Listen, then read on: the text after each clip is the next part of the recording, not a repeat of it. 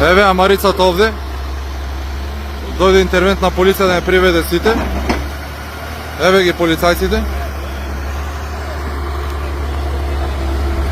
Сакаат да не приведат, сме узурпирале место.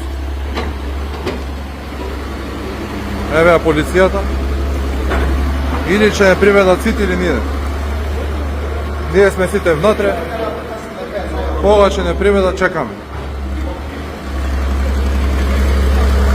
Еве све е полиција. Ја чистиме црквата, ја средуваме. Добиле насоки од обвинител да не приведат сите ако сме оставили да земат багерот. Што стануваш невидлив. И тоа, како стареш, почнеш да го осеќаш, особено после 50-та година. Ја искрено, ради така како што сум скорен, немам проблеми со тоа. Јас сум свесен дека човекот на крај секогаш останува сам. Или, колку и да има луѓе околу него, има момент или два кога ќе мора еднаш да остане сам со себе, барем тие последни секунди. И да погледне све наназад или како и да се прави, тоа не знам, ќе видим. Кога ќе дојде време. И се прашав дали е добро таа илузија да ја видиш порано. Ја рецимо релативно рано сум ја видел, јас ја прв пат јавно ја кажувам, иако ја тоа сум почнал да го гледам прв пат уште пред 3-4 години и како нели стареам се, го гледам се повеќе и повеќе. И тоа не е пријатно чувство, да се разбереме, за сите овие кои што уште не стигнале до моите години, а овие кои што стигнале ги престигнале знаат за што зборам, а овие кои што уште не стигнале да знаат дека истото ги чека, така да не си го трошат времето премислување и дали да го направам ова што треба да го направам, па чекај што ќе помисли овој, што ќе помисли оној, што. Правите док можете, оти кога ќе почне да стануете невидливи, жабе ви е све.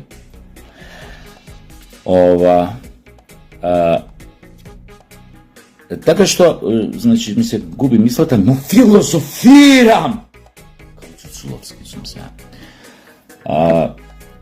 Така што реков, не знам дали е добро таа илузија која ќе ја разбиеш док си помлад, релативно е вака, као ја што реков пред 3-4 години кога почнав тоа да го сваќам. Или е супер да ти тера илузијата, мене не може да ми тера и од други причини или на луѓе као мене во мој диапазон. Не може долго време да ја одржуваат, може да ја одржуваат долго време таа илузија дека се видливи и што имаат многу пари. Они може да си одржуваат таа илузија, дека се уште многу битни, видливи, па ги гледате луѓе како прават циркузанти од себе на 80 години, имаш фалерка 35 години, 40 години од него постара. Или не знам, ако има 50 кусур, има знам цура 25 години, 26 години, значи ја одржува илузијата дека е видлив.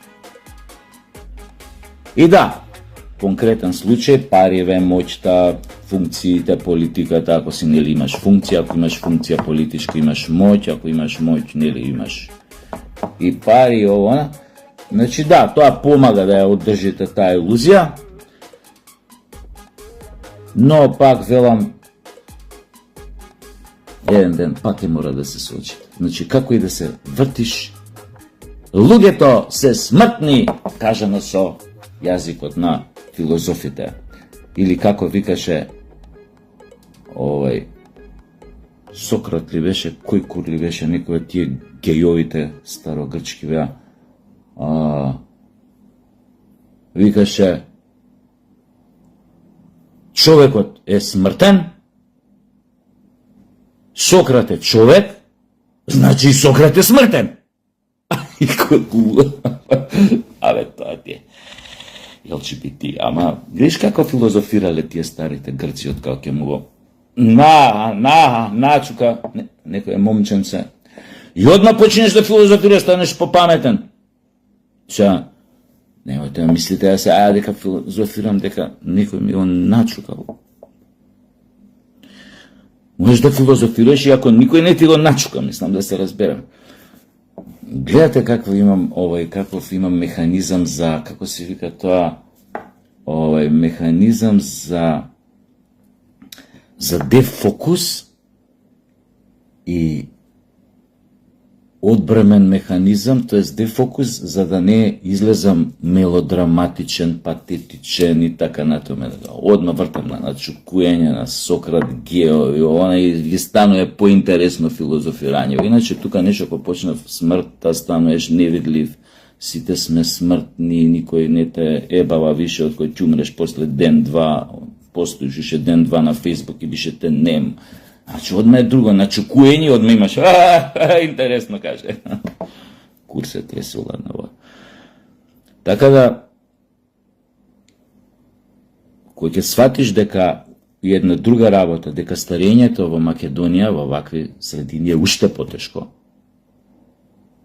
Затоа што самата средина, самото општество, како е конципирано години назад, децении, како функционира, нели, пошто сме сиромашна земја. Рачунете дека староста е уште по-недостоинствена, отколку да кажеме во Норвешка, Данска, нели, Шведска,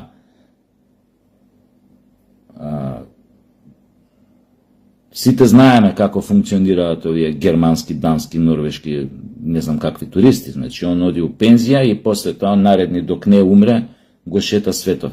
Затоа што државата со тоа му вика благодарам, еве ти пензија добра, еве ти ова, сега малце да поуживаш, затоа што 40 години ти си го вложил својот пот, својата крв, своите нерви во темелите да оваа држава да обстане. Кај нас, знаете, имате илјадници пензионери кои што пензијата ја трошат буквално само за лекови. И во тоа нема ништо достоинствено. Во сиромаштијата нема ништо достоинствено. Сиромаштијата е понижувачка. И тоа нашите политичари мора да го сватат веднаш. Јас знам дека во политика, сите знаеме дека во политика се влегува за да станеш за 4 години милионер, ако не си милионер. Затоа се влегува. Сите го знаеме тоа.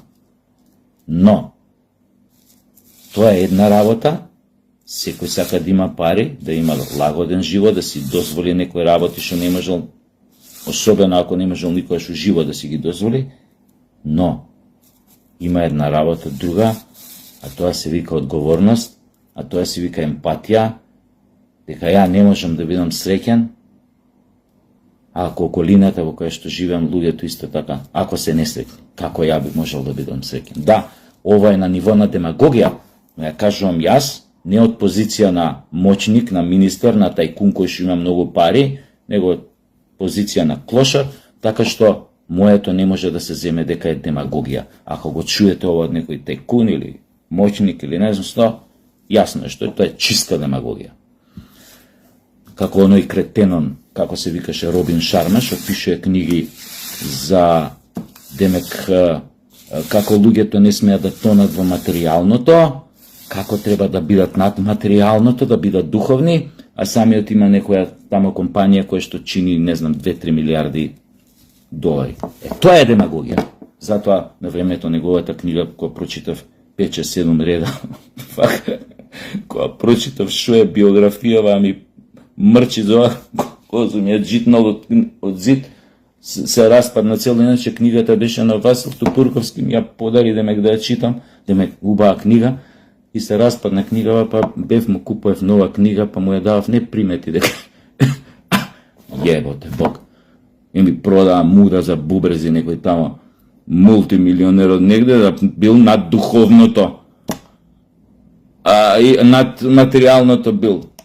А има компанија 5 милиарди долари. Јебем вам матер, демагошка.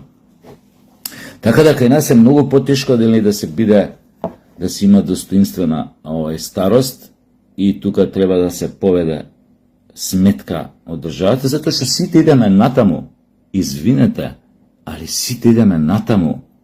Како викаше на времето еден другар на дедо ми кој што доживеа 90 кусур години, знаете како ми кажа? Кој се враќавме од погребот на дедо ми, Абе, 20 борио че стар 90 и кусор години имаше тогаш. Вика, синко, староста е тешка, ама тешко на тој што не ја доживеал. Ја го гледам вака, тоаш го возев од Бутел према Карпош.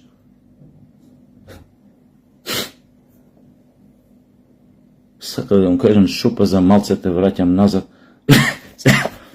Али не, се заебавам се, нема врска. Не лош како кажа тоа и викам, пичка му матерна, ние вајда и за оваа работа управо. Оти го гледаме 20, како да ти кажеме, 20 бори 90 кусор години, но изгледа дека е така и дека да, човекот може би еден ден и има луѓе кои што стварно после години почнуваат да се изморуваат од животот и викаат, нели, сега е доста, мислам, изморен сум стварно, има и такви луѓе, знам, кои што нели не мислуваат нешто да си направат на себе, но се веќе изморени, едва чекаат, како да ви кажам, има и такви, сум запознал такви, баш една мајка на еден мој познаник. Тата била на лекар, кај другар на сини, матичен, влегла, што е бе и рекол на овој другаров, на сини, на мајкава негова. Шо те боли? Ништо не ме боли, вика. Добро, вика, зашо да е нешто лекоите не ти одговараат да смениме? Не, вика, какви лекои, јас се немам напиено лекче, синко, се немам напиено апче, вика, кој знае колку 5-6 години, иначе 93 години жена. Не се немам напиено апче, па добро бе, вика, зошто дојде, вика, со аутобуси, го нас менила 2 аутобуси да дојде, зошто бе доаѓаше потоплово со аутобуси до кај мене дојде? Абе, вика, синко, дојде да те прашам, од што е че се умира, бе? Оваа здрава бутур, не, исплашена и од што ќе се умира, пошто сите незини другарки умреле кон крајот на минатиот век. Само што ќе прави? Сам забегав со муабетов, али тоа ми беше поентава, значи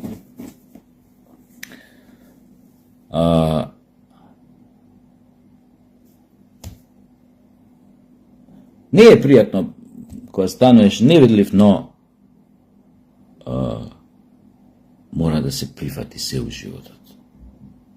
Ствари, не мора ништо да се прифати, али полесно би било ако прифатиш и старење и се да си има некој свој тек и како што викаат старите, да има ред.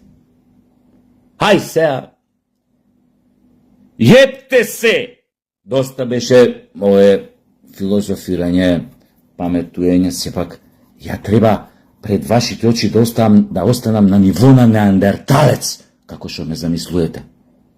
Ја неам своја мисла, ја не размислувам ништо, ја така функционирам. Краток фитил и неандерталски мозок, не заборавајте. Формула на успех овде. Ај чао! Пичко матер, многу јадам гомна.